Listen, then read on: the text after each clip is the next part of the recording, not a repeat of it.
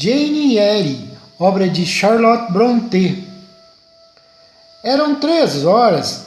O relógio da igreja soou quando eu passava junto ao campanário. O encanto daquele momento estava na luz que declinava no sol poente de raios pálidos. Eu me encontrava a 1,5 km de Thornfield, num caminho notório pelas rosas selvagens no verão e pelas nozes e amoras no outono. Ainda agora havia algumas preciosidades cor de coral nos espinheiros, mas seu principal atrativo, no inverno, estava em sua completa solidão e na calma de suas árvores nuas. Se passasse um sopro de vento ali, não fazia ruído algum, pois não havia um azevinho ou outro arbusto qualquer em que pudesse se meter, e os espinheiros e aveleiras nuas estavam tão imóveis quanto as pedras brancas e gastas que calçavam o meio da estrada. Amplos e extensos dos dois lados, somente os campos, onde agora não havia gado pastando. Os passarinhos marrons, que se agitavam de quando em quando na sebe, pareciam dispersas folhas secas que tinham se esquecido de cair. Esse trajeto subia pela encosta da colina até chegar a Rei. Na metade dele, sentei-me numa escadinha sobre a cerca que dava para um campo.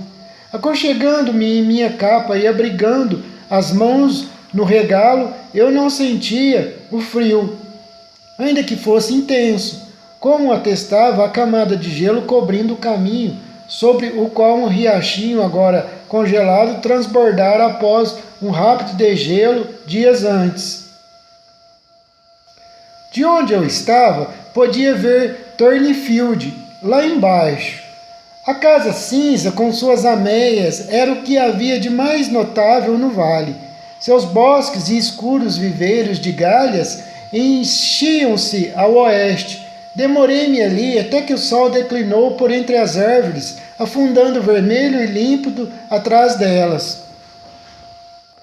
Sobre o topo da colina atrás de mim nascia a lua, ainda pálida como a nuvem, mas brilhando de quando em quando. Luzia sobre o rei, que, meio perdido entre as árvores, lançava ao ar a fumaça azul de suas poucas chaminés. Ainda estava a mais de 1 quilômetro de distância, mas o silêncio absoluto eu podia ouvir nitidamente seus rumores suaves de vida. Meus ouvidos também notavam o correr das águas, em quais vales e profundezas eu não sabia dizer. Mas havia muitas montanhas para além de Rei, e, sem dúvida, muitos riachos, trilhando seus desfiladeiros. Aquele anoitecer calmo traía ao mesmo tempo o ruído suave dos regatos mais próximos e o suspiro dos mais remotos. Um barulho abrupto irrompeu em meio a essas ondulações e murmúrios, a um tempo distante e nítido.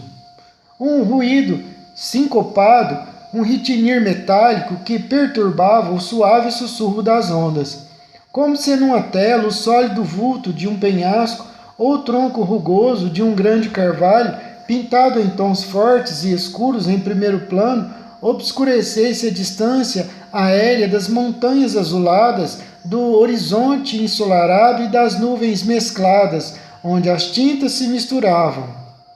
Chegava da estrada o ruído, um cavalo a caminho. As curvas ainda o ocultavam, mas estava se aproximando. Eu descia da escadinha nesse momento, mas como o caminho era estreito, fiquei ali sentada para que ele passasse. Nessa época, eu ainda era jovem, e todo tipo de fantasias belas e horríveis veio ocupar minha mente. Memórias de histórias da minha meninice estavam ali em meio a outras bobagens. Agora, ao recordá-las, a juventude lhes conferia um vigor e uma nitidez muito maiores do que a infância fora capaz. Enquanto o cavalo se aproximava, e enquanto eu esperava que surgisse em meio ao crepúsculo, lembrei-me de uma certa história de Bysse sobre um espírito do norte da Inglaterra chamado Guy Thrush. Sobre a forma de um cavalo, de uma mula ou de um cachorro grande, ele assombrava caminhos solitários e às vezes fazia aparições diante de viajantes tardios, do modo como aquele cavalo agora vinha em minha direção. Estava bem perto, mas eu ainda não podia vê-lo. Foi quando, somando-se ao ruído sincopado, ouvi algo se mexendo debaixo da sebe, e perto das aveleiras passou um enorme cachorro, cujo pelo branco e preto destacava das árvores ao fundo. Era exatamente uma das formas do Gritrash de Bice, uma criatura leonina de pelos compridos e cabeça imensa, mas passou por mim calmamente, sem parar para me fitar com estranhos olhos perscrutadores, como eu esperava que fizesse. O cavalo surgiu, alto, levando nas costas um cavaleiro. O homem, ser humano, rompeu no mesmo momento o encanto. Ninguém jamais montava o Gitrash. Estava sempre sozinho, e os doentes, até onde sei, embora pudessem subir as carcaças estúpidas dos animais, não conseguiam abrigar-se na forma humana comum. Aquele não era nenhum Gitrash, era só um viajante tomando um atalho para Milcote. Passou, eu segui. Alguns passos depois virei-me. O som de algo escorregando, uma exclamação de "O que diabos faço agora?" e um baque ruidoso chamaram a minha atenção. O homem e o cavalo tinham caído após escorregar na camada de gelo que cobria o caminho. O cachorro voltou correndo. Ao ver o dono em apuros e ao ouvir o cavalo relinchar alto, latiu até que as montanhas já escuras ecoassem o som, profundo se comparado à sua magnitude. Farejou o grupo caído ao chão, cavaleiro e cavalo, e correu até mim. Era tudo o que podia fazer, não havia outra pessoa ali para ajudar. Obedeci-lhe e fui até o viajante que agora lutava para desmontar o cavalo. Seus esforços eram tão vigorosos que pensei que não devia estar muito machucado, mas lhe perguntei: "Está ferido, senhor?" Acho que ele estava praguejando, mas não tenho certeza. Dizia, de todo modo, alguma fórmula que o impediu de me responder diretamente. "Posso ajudar em alguma coisa?" Voltei a lhe perguntar. "É só se afastar", respondeu ele enquanto se punha primeiro de joelhos e em seguida de pé. Fiz o que ele falou. A isso se seguiu um ruidoso tumulto de arquejos e pés batendo com força no chão, acompanhado por latidos que me afastaram alguns metros. Mas eu não iria embora antes de ver o desfecho da situação, que foi, felizmente, positivo. O cavalo se aprumou e o cachorro se calou a um grito de "Quieto, pilote!". Curvando-se, o viajante procurou sentir o pé e a perna, como se quisesse ver se estavam bem. Aparentemente, algo o incomodava, pois ele parou junto à porteira, da qual eu acabava de descer, e sentou-se ali. Eu estava disposta a ser útil, ou pelo menos solícita, acho, pois me aproximei outra vez. "Se o senhor está machucado e precisa de ajuda, posso ir chamar alguém em Thornfield Hall ou em Hay." "Obrigado, eu dou conta", respondeu ele. "Não tenho nenhum osso quebrado, foi só um susto." E, mais uma vez, tentou firmar o pé, mas o resultado foi um involuntário "ai". Ainda havia um pouco de luz no céu e a lua era um crescente brilhante. Eu podia vê-lo com nitidez. Estava envolto numa capa de montaria, com gola de pele e feixes de metal. Os detalhes não eram aparentes, mas consegui distinguir a altura mediana e o peito consideravelmente amplo. Tinha um rosto severo, com traços duros e fronte carregada. Seus olhos e sobrancelhas franzidas pareciam coléricos e frustrados. O cão voltou a latir. Latiu tão alto que você que está ouvindo esse livro áudio até escutou. Já não era jovem, mas ainda não chegara à meia-idade. Devia ter seus 35 anos. Não senti medo dele, e só um pouco de timidez. Se ele fosse um jovem bonito e de aparência heróica, eu não teria ousado ficar lhe fazendo essas perguntas contra sua vontade e oferecendo uma ajuda que não fora solicitada. Poucas vezes eu vi um jovem bonito, e nunca na vida falara com um. Tinha uma reverência e um respeito teóricos pela beleza, pela elegância, pela galanteria e pelo charme, mas se encontrasse essas qualidades encarnadas numa forma masculina, saberia instintivamente que não tinham nem poderiam ter afinidades com algo em mim. e fugiria como do fogo, do relâmpago ou de qualquer coisa brilhante, mas hostil. Se esse estranho tivesse sorrido e se mostrado bem-humorado quando eu me dirigia a ele, se tivesse recusado minha oferta de ajuda alegremente e com agradecimentos, eu teria seguido meu caminho sem me inclinar e continuar fazendo perguntas. Mas o senho franzido e a descortesia do viajante me deixaram à vontade. Fiquei parada quando ele fez um gesto para que eu me fosse e anunciei: não posso pensar em deixá-lo tão tarde em um lugar tão solitário, senhor, enquanto não tiver condições de se montar em seu cavalo. Ele olhou para mim quando eu disse isso, mas tinha voltado os olhos em minha direção antes. Jovem, acho que você teria de estar em casa, disse ele, se por acaso mora por aqui. De onde vem? Moro logo ali adiante e não tenho medo de ficar fora até tarde, quando há luar. Posso ir até Rei com prazer se o senhor desejar. Na verdade, estava indo colocar uma carta no correio. Mora logo ali adiante? Refere-se àquela casa com ameias, apontando para Thornfield Hall, sobre a qual a lua projetava um brilho esbranquiçado que a destacava nítida e pálida da floresta ao fundo. Esta, em contraste com o céu a oeste, parecia uma massa de sombra. Sim, senhor. De quem é essa casa? Do Sr. Rochester. Conhece o Sr. Rochester? Não, nunca estive com ele. Ele não mora ali, então? Não. Você não sabe onde ele está? Não sei, senhor. Você não é uma criada, é claro. Então deve ser... Ele parou de falar e passou os olhos pelas minhas roupas, que, como de hábito, eram muito simples. Uma capa preta de lã e uma touca preta de pele de castor. Nada disso era elegante o suficiente para a criada pessoal de uma dama. Ele pareceu intrigado, sem conseguir se decidir. Ajudei-o. Sou a educadora. Ah, a educadora, ele repetiu. Diabos, me carreguem, esqueci. A educadora. Diabos me carreguem. E mais uma vez minha indumentária passou por um escrutínio. Em 2 minutos ele se levantou da porteira, seu rosto expressava dor quando ele tentava se mover.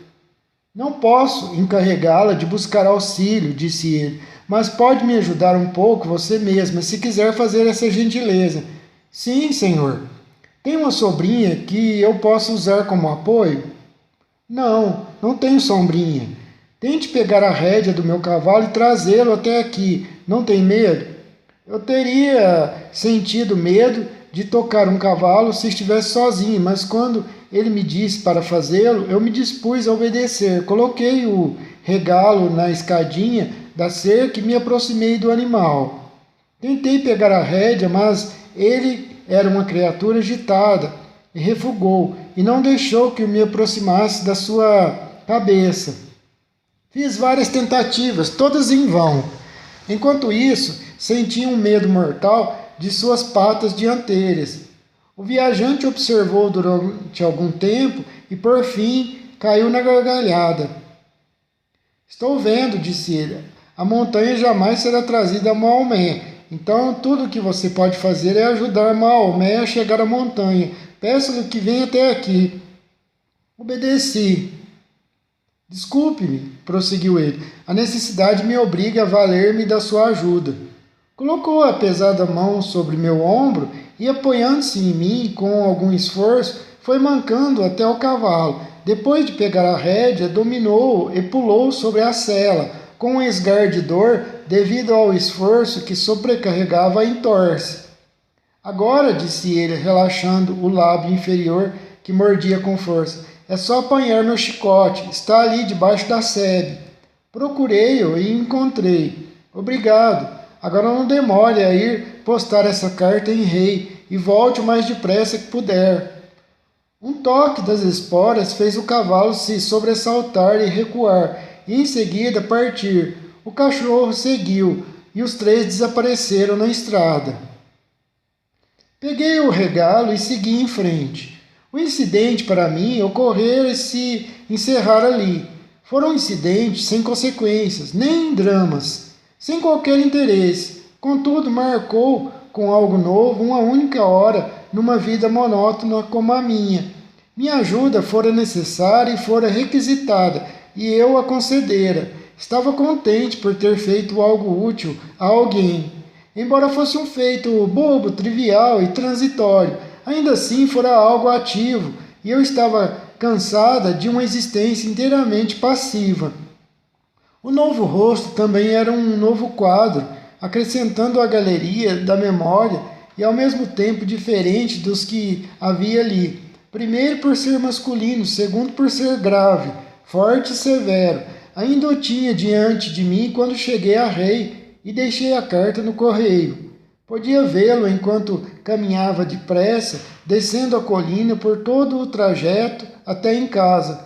Quando cheguei à escadinha, na cerca, detive-me por um instante, olhei ao redor e me pus a escutar, com a ideia de que os cascos do cavalo talvez soassem sobre o caminho outra vez e que um cavaleiro de capa e um cachorro terra-nova, parecido com um guitrache, pudessem surgir outra vez. Só o que vi foi a sebe e um salgueiro podado diante de mim, projetando-se imóvel e muito reto ao encontro do luar. Só ouvi o sopro suave do vento passando entre as árvores que circundava Thornfield, a 1,5 km dali, e quando me virei na direção do murmúrio, meus olhos perceberam, ao percorrer a fachada da casa, uma luz a tremeluzir na janela. Lembrou-me de que era tarde e apressei o passo. Não gostei de voltar a Thornfield. Passar pelo limiar da porta era regressar à estagnação, atravessar o vestíbulo silencioso, subir a escada escura em direção ao meu quartinho, e então encontrar a tranquila senhorita Fairfax e passar a longa noite de inverno com ela, e somente com ela, era aniquilar por completo a leve excitação despertada pela minha caminhada. Era submeter outra vez os meus sentidos aos guilhões invisíveis de uma existência uniforme e demasiadamente parada.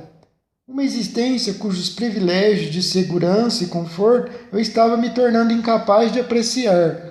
Que bem me teria feito, naquele momento, ser lançado em meio à tempestade de uma vida incerta e laboriosa e aprender pela experiência árdua e amarga a ansiar a calma em meio à qual eu agora me queixava. Sim, do mesmo modo como dar uma longa caminhada faria bem a um homem cansado de estar sentado numa cadeira o dia todo, confortável demais. E tão natural era o desejo do movimento nas minhas circunstâncias quanto teria sido nas dele. Demorei-me junto ao portão, demorei-me no gramado, fiquei andando de um lado para o outro na calçada. As venezianas da porta de vidro estavam fechadas e eu não podia ver o interior. Tanto meus olhos quanto o meu espírito pareciam repelidos por aquela sombria casa, por aquele oco cinzento cheio de celas escuras, como me pareceu, e atraídos pelo céu que se expandia diante de mim, um mar azul livre de manchas de nuvens. Nele se elevava, em marcha solene, a lua, sua orbe parecendo fitar-nos conforme se afastava do topo das colinas por trás das quais surgira e quem deixara para trás, aspirando ao zênite, uma escuridão de meia-noite em sua profundeza abismal e em sua distância imensurável. Aquelas estrelas tremeluzentes que lhe seguiam a trajetória faziam meu coração estremecer e minhas veias arderem quando as fitava. Pequenas coisas nos chamavam de volta à terra. O relógio soou no vestíbulo, foi suficiente. Dei as costas à lua e às lindas estrelas. Abri uma porta lateral e entrei. O vestíbulo não estava escuro, tampouco iluminado pelo lampião de bronze pendurado no alto. Um brilho cálido de metal se espalhava ali pelos degraus inferiores da escada de carvalho. Esse lume acobreado vinha do grande salão de jantar, cujas portas duplas estavam abertas e deixavam ver um fogo agradável na lareira, luzindo no mármore e nos metais e revelando cortinas púrpura e mobília polida em seu mais pleno esplendor. Revelava também um grupo de pessoas junto à lareira. Eu mal as vira e mal tomara consciência da alegre mistura de vozes, entre as quais pensei distinguir a de Adele, quando a porta se fechou. Segui apressada para os aposentos da senhora Fairfax. A lareira estava acesa ali também, mas não havia velas e a senhora Fairfax não estava. Em seu lugar, sozinho e sentado espertigado no tapete, a contemplar com um ar grave o fogo, vi um enorme cachorro preto e branco, de pelo longo, exatamente igual ao Guitrache do caminho. Era tão idêntico que me aproximei e disse: Pilote, com o que o animal se levantou e veio me farejar. Acariciei-o e ele balançou a comprida cauda, mas parecia uma criatura por demais estranha para que eu quisesse estar a sós com ele, e eu não sabia de onde surgira. Toquei a sineta, pois queria uma vela. Queria também uma explicação acerca daquele visitante tão parecido com o cachorro que vi na estrada. Lé entrou. Que cachorro é esse? Veio com o senhor. Com quem? Com o senhor Rochester. Ele acaba de chegar. É mesmo? E a senhorita Fairfax está com ele? Sim, a senhorita. A dela? Então, estão na sala de jantar e John foi buscar um médico, pois o senhor sofreu um acidente. Seu cavalo caiu e ele torceu o tornozelo. O cavalo caiu no caminho para Rei? Sim, descendo a encosta. Escorregou no gelo. Mas como sabe disso, Jane? Pode me trazer uma vela, por favor, Leia. Depois lhe conto. Ela trouxe, entrou acompanhada da senhorita Fairfax, que repetiu a notícia, acrescentando que o Sr. Carter, o médico, chegara e estava agora com o Sr. Rochester. Então saiu às pressas a fim de dar ordens para o chá, e eu subi para trocar de roupa. O Sr. Rochester foi para a cama cedo, aparentemente seguindo ordens do médico. Também se levantou tarde no dia seguinte. Quando desceu, foi para tratar de negócios. Seu procurador e alguns de seus arrendatários tinham chegado e estavam esperando para falar com ele. Adele e eu precisávamos desocupar a biblioteca, que seria usada diariamente agora para receber os visitantes. Uma lareira foi acesa em aposentos no andar de cima, e para lá levei nossos livros e arrumei tudo a fim de transformá-los em sala de aula. Percebi no curso daquela manhã que Thornfield Hall estava mudada, mas não silenciosa, feito uma igreja. Ressoava a cada hora ou duas com alguém batendo a porta ou com o sino da entrada tocando. Frequentemente havia passos cruzando o vestíbulo e novas vozes falavam em tons diferentes lá embaixo. Uma aragem do mundo exterior agora atravessava toda a casa. O dono estava presente. De minha parte, eu gostava mais das coisas assim, movimentadas. Não foi fácil ensinar a Adele naquele dia. Ela não conseguia se concentrar. Ficava toda hora correndo até a porta e olhando por cima do corrimão para ver se conseguia ver de relance o Sr. Rochester. Então inventava pretextos para descer e, como eu já suspeitava, visitar a biblioteca, onde eu sabia que não queriam que fosse. E então, quando fiquei um pouco zangado e mandei que se sentasse, se aquietasse, ela continuou falando incessantemente de meu ami, Monsenhor Edward Fairfax de Rochester. Como chamava, eu ainda não ouvira esses nomes, e se perguntando que presentes ele teria trazido para ela, pois aparentemente ele surgira na noite anterior, que quando sua bagagem chegasse de Millcote, haveria nela uma pequena caixa cujo conteúdo poderia lhe interessar. Eu e Adele almoçamos, como de hábito, na sala de senhorita Fairfax. A tarde foi de muita neve e ficamos na sala de aula. Quando escureceu, permiti que Adele deixasse de lado os livros e tarefas e corresse lá para baixo, pois a tomar pelo silêncio relativo, pelo cessar dos toques da campainha, supus que o Sr. Rochester agora estivesse livre. Vendo-me sozinha, fui até a janela, mas nada havia para se ver dali. O crepúsculo e a neve deixavam um ar turvo, ocultando até mesmo os arbustos do gramado. Fechei a cortina e voltei para junto da lareira. Contemplando as brasas, eu fantasiava uma imagem não muito diferente da que me lembrava de ter visto do castelo de Heidelberg, no Reno, quando a senhorita Fairfax entrou, desfazendo com sua chegada o ardente mosaico que eu compunha na mente, e afugentando também alguns pensamentos indesejáveis que começavam a povoar minha solidão. O Sr. Rochester gostaria que você e sua aluna fossem tomar chá com ele na sala de estar hoje à noite, disse a senhorita Fairfax. Ele esteve tão ocupado o dia todo que não pôde vê-las antes. A que horas é o chá? Perguntei. Às 6 da tarde. Aqui no campo, ele faz as refeições cedo. E quando amanhecer, é melhor estar trocada de roupa. Vou ajudá-la com o fecho. Tome esta vela. Preciso trocar de roupa? Sim, é melhor. Sempre me arrumo à noite, quando o Sr. Rochester está. Essa cerimônia adicional parecia um tanto pomposa, mas fui para o meu quarto e, com a ajuda da senhorita Fairfax, troquei meu vestido preto de trabalho por outro de seda preta, o melhor e único adicional que tinha, exceto por um cinza claro, que, de acordo com minhas noções de toilette adquiridas em Lowood, achava elegante demais para usar, a menos que fossem ocasiões muito especiais. Precisa de um broche, disse a senhorita Fairfax. Eu tinha uma única joia de pérola que a senhorita Temple me dera como presente de despedida. Coloquei-a e descemos. Desacostumada, como estava a estranhos, era uma prova, e tanto a parecer formalmente convocada na presença do Sr. Rochester. Deixei a senhorita Fairfax entrar primeiro na sala de jantar e me limitei a segui-la enquanto cruzávamos o cômodo. Passando sobre o arco, cuja cortina estava agora fechada, entramos no elegante recesso que ficava ali atrás.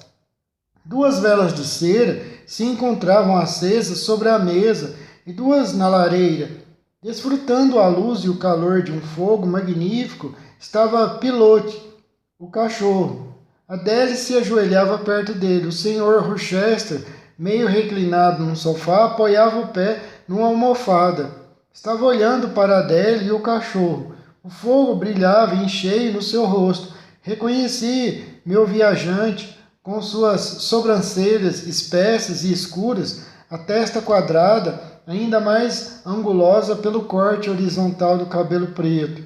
Reconheci seu enérgico nariz, mais notável pelo caráter do que pela beleza, e as narinas tensas que denotavam, pensei, mau humor. A boca, o queixo e a mandíbula eram severos. Sim, os 3 eram bastante severos, não restava dúvida. Seu corpo, agora sem a capa, parecia combinar com a fisionomia quadrada. Acho que era uma bela figura no sentido atlético do termo, peito largo e quadris estreitos, embora não fosse nem alto nem gracioso. O Sr. Rochester devia estar consciente da entrada da senhorita Fairfax e da minha, mas parecia não querer notar a nossa presença, pois nem sequer se levantou conforme nos aproximamos.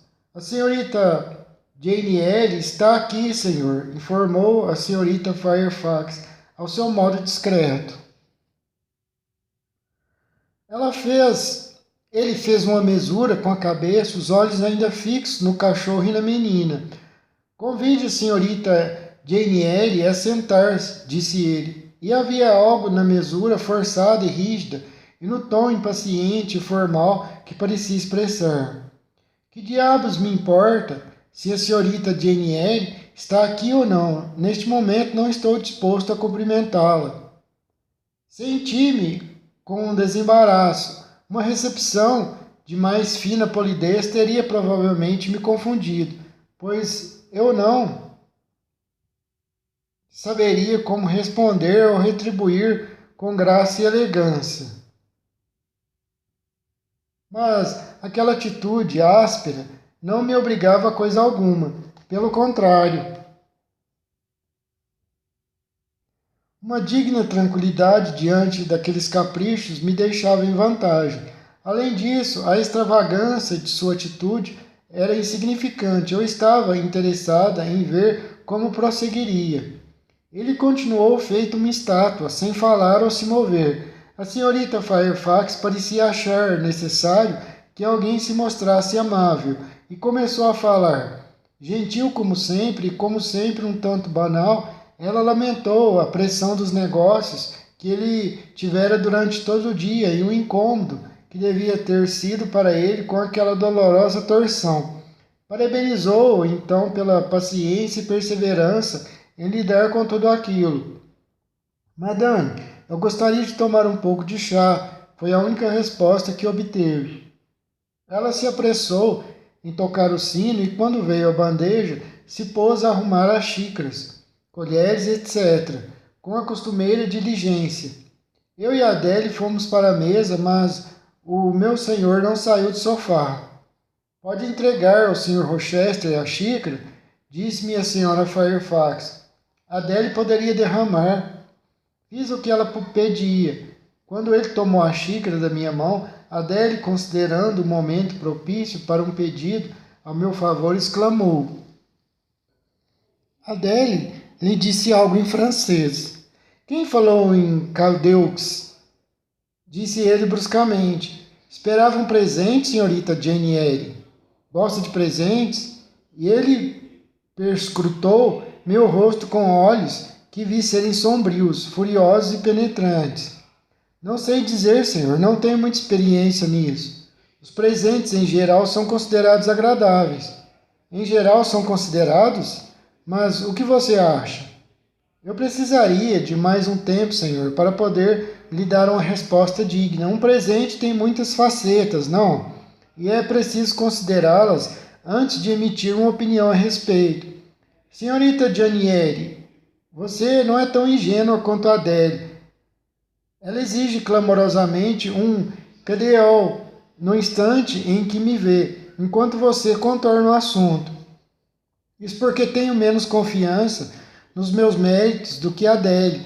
Ela pode alegar o conhecimento antigo e também o direito garantido pelo hábito, pois me disse que o senhor costuma lhe dar brinquedos. Mas, se eu tivesse que reivindicar alguma coisa, ficaria desorientada, pois sou uma estranha e nada fiz que me dê direito a um reconhecimento. Ah, não exagere na modéstia. Observei Adele e vi que você se dedica muito a ela. Ela não é brilhante, nem tem grandes talentos, mas em pouco tempo progrediu bastante. Senhor, acaba de me dar o meu cadeau. Agradeço-lhe. Essa é a recompensa que mais almeja os professores, elogios aos progressos de seus alunos. Fez o Sr. Rochester. Ele tomou o seu chá em silêncio. Venham para junto do fogo, disse quando a bandeja foi retirada e a senhorita Fairfax se instalara num canto com seu tricô. Adele me levava pela mão, mostrando-me os belos livros e enfeites nos consoles e cômodas. Obedecemos, como era nosso dever. Adele queria se sentar no meu colo, mas recebeu ordens de ir brincar com o pilote. Faz 3 meses que reside em minha casa? Sim, senhor. E vem da escola de Lowood, senhor, do condado de... uma instituição de caridade. Por quanto tempo esteve por lá? 8 anos. Cheguei criança, com 10 anos. 8 anos. Deve ser mesmo muito aferrada à vida. Pensei que metade desse tempo, num lugar como aquele, acabaria com a saúde de qualquer um. Não é de se admirar que sua aparência seja de quem vem do outro mundo. Eu me perguntava onde teria adquirido esse aspecto, quando se aproximou de mim na estrada para Rei. Ontem à noite, pensei inexplicavelmente em contos de fada e quase lhe perguntei se enfeitiçara meu cavalo. Ainda não estou seguro de que não tenha. Onde estão seus pais? Não tenho pais. E nunca teve, suponho. Lembra-se deles? Não me lembro, senhor. Como pensei. Então estava esperando pela sua gente, sentada naquela escadinha da cerca. Os espíritos. Por quem, senhor? Pelos homenzinhos de verde, talvez. Era uma noite de lua bem propícia a eles. Entrei num de seus círculos e por isso você espalhou aquele maldito gelo na estrada. E eu caí. Sacudi a cabeça. Os elfos deixaram a Inglaterra já faz 100 anos, eu disse, com a mesma seriedade com que ele falara, e nem mesmo na estrada para Rei ou nos campos ao redor o Senhor conseguiria encontrar vestígio deles. Não acho que o luar do verão, do outono ou mesmo inverno voltará a brilhar sobre suas festas. A senhorita Fairfax parara de tricotar e parecia se perguntar, as sobrancelhas erguidas, que tipo de conversa doida era aquela. Bem, retomou o Sr. Rochester, se você não tem pais, deve ter algum parente, tios ou tias. Não, ninguém que eu jamais tenha visto, eu falei. E sua casa? Não tenho casa. Onde vivem seus irmãos e irmãs? Não tenho, senhor, nem irmãos nem irmã. Quem a recomendou para este posto? Coloquei um anúncio e a senhorita Fairfax respondeu. Sim, disse a boa senhora, que sabia em que terreno pisávamos, e todos os dias, ou graças pela escolha que a providência me levou a fazer, Sr. Rochester. A senhorita Jane Eyre tem sido uma companheira inestimável para mim e uma professora gentil e prestimosa, cuidadosa para Adele. Não se dê ao trabalho de definir-lhe o caráter, retorquiu o Sr. Rochester. Elogios não vão me impressionar. Faço eu mesmo meu julgamento. Ela começou derrubando meu cavalo. Senhor, disse a senhorita Fairfax, a ela devo agradecer por esta torção. A viúva parecia desconcertada. Senhorita Jane Eyre viveu numa cidade? Não, senhor. Esteve em companhia de muita gente, somente as alunas e professoras de Lowood, e agora os residentes de Thorneyfield. Leu bastante? Só os livros que chegaram a mim, e não foram numerosos, nem muito eruditos. Leve a vida como uma freira, sem dúvida. É versada nas questões de religião, que acredito ser quem dirige Lowood é um pastor, não? Sr. Brocknews. Sim, senhor. E vocês, meninas, provavelmente o idolatravam, como um convento cheio de religiosas haveria de idolatrar seu diretor. Ah, não. Você é muito indiferente. Não como? Uma noviça que não idolatra seu pastor? Sou a blasfêmia. Eu não gostava do Monsenhor Brocknews, e não era a única lá. Ele é um homem duro, ao mesmo tempo pomposo e intrometido. Mandou cortar nosso cabelo e, por medidas de economia, nos dava agulhas e linha de má qualidade, sem contar da alimentação, que era escassa. Economia muito mal feita, observou a senhorita Fairfax, que voltara a acompanhar o diálogo. E o auge e a dimensão da sua ofensa foram esses? Perguntou o Sr. Rochester. Ele nos fazia passar fome quando era o único supervisor do departamento de provisões, antes que designasse o comitê, e nos entediava com sermões uma vez por semana e com leituras noturnas de extensos livros indicados por ele, sobre mortes súbitas e julgamentos, que nos deixavam com medo de ir para a cama. Que idade você tinha quando foi para Lowood? Já disse, mais ou menos 10 anos, era uma criança. E viveu ali por 8 anos. Agora tem então 18. Fiz com a cabeça que sim. A aritmética, como vê, é útil. Sem essa ajuda, eu não teria conseguido adivinhar sua idade. É difícil fazê-lo quando os traços do rosto e a aparência são tão discrepantes quanto os seus. E o que aprendeu em Lowood? Sabe tocar piano? Um pouco. Claro, essa é a resposta padrão. Vá até a biblioteca, isto é, por favor. Desculpe meu tom de comando, estou habituado a dizer faça isso e ser obedecido. Não tenho como alterar meus hábitos para uma nova moradora. Vá então até a biblioteca e leve uma vela. Deixe a porta aberta, sente-se ao piano e toque alguma coisa. Fui obedecendo às suas ordens. Já basta, ele exclamou após alguns minutos. Você toca um pouco. Posso ver, como qualquer outra estudante inglesa, talvez melhor do que algumas, mas não toca bem. Fechei o piano e voltei. O Sr. Rochester prosseguiu. Adele me mostrou alguns esboços hoje de manhã e disse serem seus. Não sei se são obras inteiramente suas. Provavelmente algum mestre ajudou. Na verdade não, senhor, exclamei. Ah, isso mexe com o seu orgulho. Bem, vá buscar sua pasta Se pode jurar que o conteúdo é original, mas não afirme que é, a menos que tenha certeza. Sei reconhecer remendos. Então não direi nada, e o senhor poderá julgar por si mesmo. Trouxe minha pasta da biblioteca. Traga a mesa para cá, ordenou ele, e eu a empurrei até o sofá. Adélia e a senhorita Fairfax se aproximaram para ver os desenhos. Não se amontoem, disse o Sr. Rochester. Podem pegar os desenhos da minha mão quando eu determinar, mas não empurre o rosto para junto do meu. Ele examinou com atenção cada desenho e cada pintura. 3 ele pôs de lado, o restante foi afastando depois que viu. Levei-os para outra mesa e a senhorita Fairfax disse, e pode ver com Adele. Você olhando para mim, volte a se sentar onde estava e responda as minhas perguntas. Vejo que essas pinturas foram feitas pela mão de uma só pessoa. Foi a sua mesmo? Sim. E quando encontrou tempo para fazê-las? Precisaram de tempo e de alguma reflexão. Fiz nas últimas 2 férias que passei em Lowood, quando não tinha outras atividades.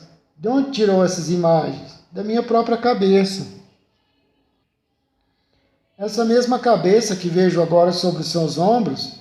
Sim, senhor, claro. Há mais coisas do mesmo tipo aí dentro?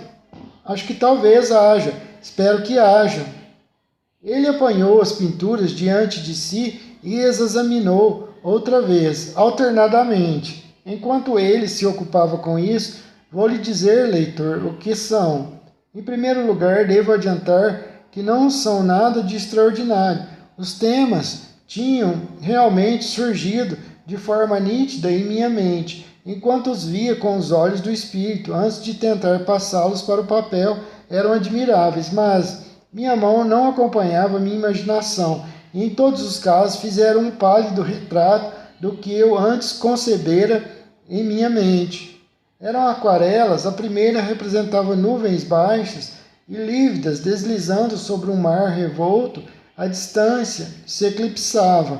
O primeiro plano também, ou antes, as ondas mais próximas, pois não havia terra. Um raio de luz destacava um mastro semi-submerso, em que se empoleirava um biguá grande e negro, asas salpicadas de espuma. No bico levava um bracelete de ouro com pedras preciosas incrustadas, que eu pintara com as cores mais brilhantes oferecidas pela minha paleta e com a distinção mais reluzente que meu lápis tinha condições de conferir. Afundado abaixo do pássaro e do mastro, a água esverdeada deixava entrever um corpo afogado. Um braço pálido era a única parte nítida do corpo, e dele o bracelete fora levado pela água ou arrancado. A segunda pintura tinha em primeiro plano somente o pico difuso de uma colina, o capim e algumas folhas inclinados como se uma brisa soprasse. Atrás e acima estendia-se o céu azul escuro como na hora do crepúsculo. E recortada contra o céu estava a figura de uma mulher, só revelada até o busto e nos tons mais sombrios e suaves que consegui criar. A fronte, indistinta, estava coroada por uma estrela e os traços do corpo eram vistos através de uma névoa difusa. Os olhos reluziam negros e arrebatados. O cabelo caía numa cascata escura como uma nuvem atravessada pela tempestade ou por um relâmpago. No pescoço via-se um pálido reflexo como o do luar. O mesmo lume vago tocava as nuvens delgadas das quais surgia a visão da estrela vespertina. A terceira mostrava o pico de um iceberg atravessando o céu polar de inverno. A aurora boreal projetava seus raios pálidos e densos ao longo do horizonte. Lançando-os para longe, se erguia em primeiro plano uma cabeça colossal, inclinada sobre o iceberg e repousando nele. 2 mãos delgadas unidas sobre a fronte e apoiando-a, abrindo sobre o rosto um véu negro. Só eram visíveis uma testa muito pálida, branca como osso, e um único olho vazio e imóvel, sem outra expressão para além do brilho vidrado do desespero. Acima das têmporas, em meio às dobras de um turbante negro, de consistência indefinida, como as das nuvens, reluzia um halo de chamas brancas, cravejado de lampejos, de tom ainda mais pálido. Esse pálido crescente era a imagem de uma coroa real, e o que coroava, a forma que não tinha forma. Estava feliz quando pintou estas aquarelas? Perguntou então o Sr. Rochester. Senti-me absorvida por elas, senhor. Sim, estava feliz. Pintá-las foi, em poucas palavras, desfrutar de um dos mais intensos prazeres que jamais conheci. Isso não diz muita coisa. Seus prazeres, segundo você mesma, foram poucos, mas ouso dizer que, de fato, residiu numa espécie de terra dos sonhos artística, enquanto misturava e punha no papel esses tons estranhos. Dedicava a elas muito tempo do seu dia.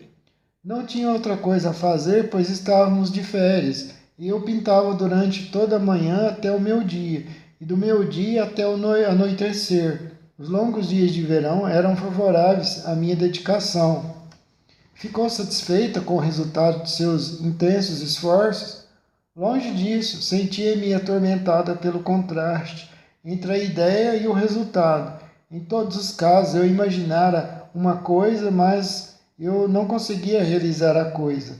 Fazia outra, bem abaixo, bem aquém do que eu imaginava.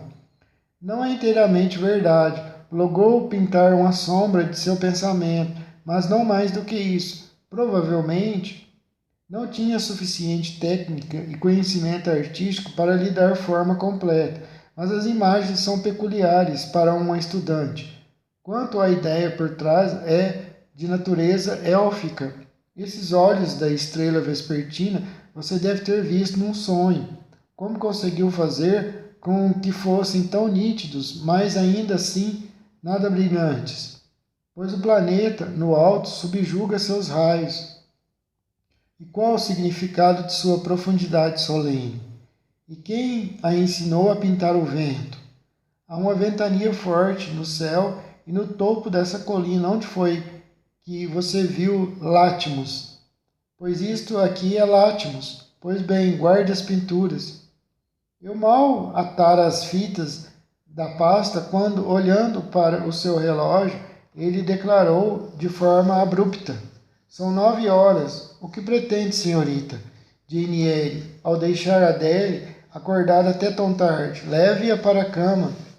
Adele foi beijá-lo antes de deixar a sala.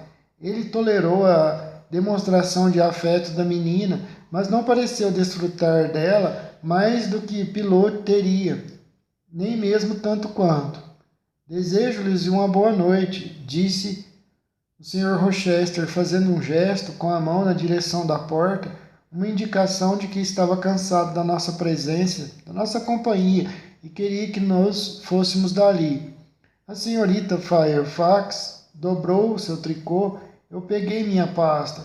Fizemos uma mesura, recebemos em retribuição um frio aceno de cabeça e nos retiramos. A senhora disse que o Sr. Rochester não tem nada de muito peculiar, senhorita Fairfax. Observei quando nos vimos outra vez juntas, depois que eu pusera Adele na cama. Bem, por acaso tem, Jane? Acho que sim, ele é muito instável e brusco. É verdade, não há dúvida de que é como se deve parecer. Ah, um estranho, mas estou tão acostumado ao seu modo de ser que nem penso no assunto. Além disso, se ele tem certas peculiaridades de temperamento, há que se compreender. Por quê? Em parte porque é sua natureza e nenhum de nós tem como evitar o que é da nossa natureza. Em parte porque ele tem pensamentos dolorosos, sem dúvida, que o perseguem e tornam o seu espírito instável. Pensamentos dolorosos, mas sobre o quê? Problemas familiares de Jane Eyre, para começar. Mas ele não tem família? Não agora, mas já teve, ou pelo menos parentes. Faz alguns anos que perdeu o irmão mais velho. O irmão mais velho? Sim. Não faz muito tempo que o atual Sr. Rochester está de posse da propriedade. Tem só cerca de 9 anos. 9 anos é um tempo considerável. Ele gosta tanto assim do irmão para ainda se sentir inconsolável com a sua perda. Enquanto eu falava com a senhorita Fairfax, a chuva começara a bater na janela, fazendo barulho. Bem, não sei, talvez não. Acho que havia alguns desentendimentos entre eles. O Sr. Roland Rochester não era muito justo com o Sr. Edward e parece que o pai se voltava contra ele. O velho senhor era afeito ao dinheiro e desejoso de manter o patrimônio da família intacto. Não queria desvalorizar a propriedade, dividindo-a, mas também queria que o Sr. Edward tivesse fortuna, a fim de fazer jus ao nome. Assim que ele alcançou a idade que você tem hoje, Jane, algumas medidas injustas foram tomadas e causaram muito dano. O velho Sr. Rochester e o Sr. Roland se uniram para levar o Sr. Edward ao que ele considera uma situação desconfortável, para que ele fizesse fortuna. Qual a natureza exata dessa situação eu nunca soube com clareza, mas seu espírito não teve como superar o que sofreu com ela, Jane. Não é de perdoar. Rompeu com a família e agora já faz muitos anos que leva uma vida errante pelo mundo. Acho que nunca permaneceu em Thornfield Hall por mais de 2 semanas, desde que a morte de seu irmão, sem deixar um herdeiro, fez dele o senhor deste lugar. E realmente não é de admirar que evite essa velha mansão. Por que haveria de evitá-la, senhorita Fairfax? Talvez pense que é muito soturna. A resposta foi evasiva. Eu teria preferido algo mais claro, mas a senhorita Fairfax não queria me dar informações mais explícitas sobre a origem e a natureza das tribulações do Sr. Rochester. Declarou que era um mistério para ela e que o que sabia era mera conjectura. Estava óbvio, porém, que queria que eu deixasse de lado o assunto e foi o que fiz. Nota do tradutor. Os elfos são criaturas místicas da mitologia nórdica e céltica. São marcados pela beleza luminosa no que estão apresentados as fadas e ninfas e representam a fertilidade natural, não obstante a alta idade média lhes tenha atribuído malefícios. Eidberg fica às margens do rio Neckar, não do Reno. O castelo de Eidberg compõe em suas ruínas uma das mais imponentes edificações renascentistas alemãs. Serviu como relevante centro político decisório e foi destruído durante a Guerra dos 9 Anos, 1688-1697, em que a França desafiou o Sacro Império Romano Germânico. Em Otelo, o Moro de Veneza, 1603, de William Shakespeare, o protagonista, Otelo, confessa a Brabâncio, pai de sua mulher, Desdémona: o auge e a dimensão da minha ofensa não passam disso. Ato 1, cena 3, tradução de Bárbara Eleodora. Charlotte Brontë, que de fato também pintava, rejeitou a sugestão de seu editor para que ilustrasse ela mesma a 3ª edição de Jane Eyre, alegando não estar à altura do trabalho. Durante vários dos dias subsequentes, pouco vi o Sr. Rochester. Pela manhã, ele parecia muito ocupado com os negócios e pela tarde, cavalheiros de Millcote, um dos arredores, visitavam e às vezes ficavam para jantar com ele. Quando se recuperou o suficiente da torção no tornozelo para poder montar, cavalgava bastante, provavelmente para retribuir as visitas, pois em geral só voltava tarde da noite. Durante esse intervalo, até mesmo Adele raramente era convocada à sua presença.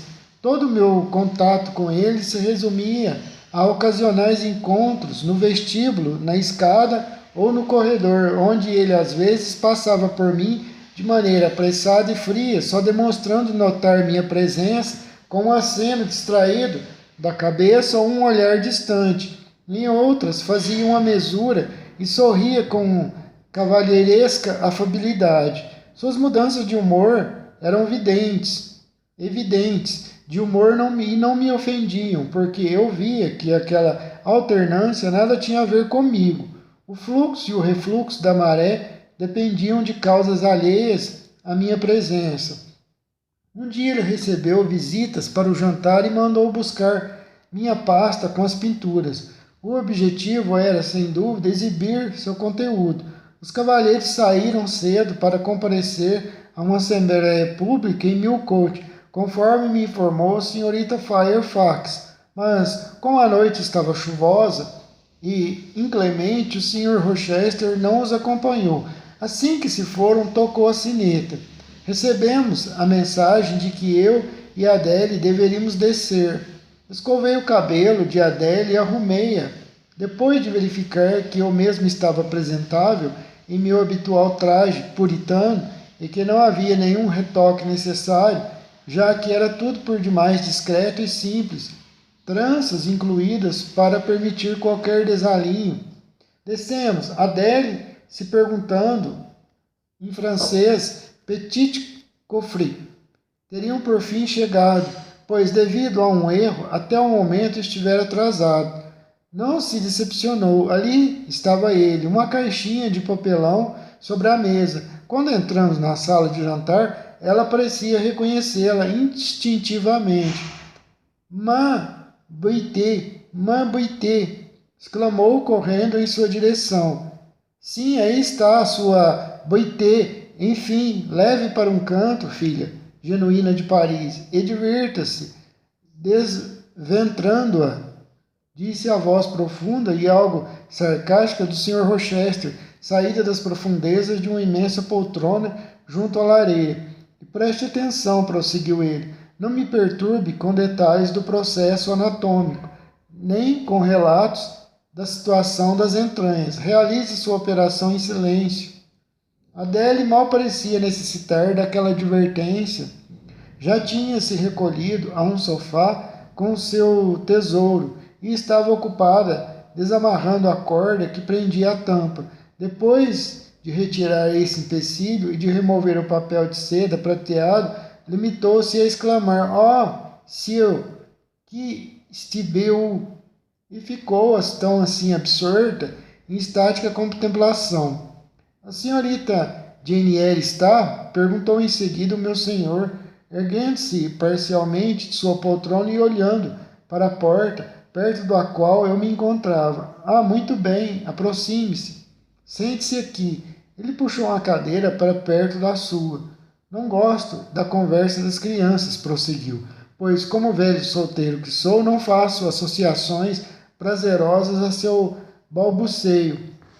Seria intolerável para mim passar toda uma noite tete a tete com uma criança. Não afaste a cadeira, senhorita Jane Eyre. Fique sentada aí, exatamente onde a coloquei. Isto é, faça favor. Frustrantes essas cortesias. Sempre me esqueço delas. Tampouco aprecio particularmente velhas senhoras simplórias. A propósito, tenho que me lembrar da minha. Não posso me esquecer dela, pois é uma Fairfax, ou casada com um, e o sangue dizem ser mais espesso do que a água. Ele tocou a sineta e mandou chamar a senhorita Fairfax, que logo chegou, a cesta com o tricô em mãos. Boa noite, madame. Mandei chamá-la com um propósito caridoso. Proibi a Adele de falar comigo sobre seus presentes, mas ela está rebentando de impaciência. Tenha bondade de fazer as vezes de ouvinte e interlocutora. Será uma das ações mais benevolentes de sua vida. Adele, de fato, chamou a senhorita Fairfax ao sofá, onde estava assim que a viu, e ali rapidamente encheu-lhe o colo com a porcelana, o marfim e a cera, que eram o conteúdo de sua boité, despejando, enquanto isso, descrições e demonstrações de enlevo naquele inglês mal falado em que era mestre. Agora que cumpri meu papel de bom anfitrião, disse o Sr. Rochester, proporcionando às minhas convidadas a possibilidade de se entreter uma com a outra, estou livre para tratar da minha própria satisfação. Senhorita Jane Eyre, chegue à cadeira um pouco mais para frente. Continua distante demais. Não consigo vê-la sem ter que mudar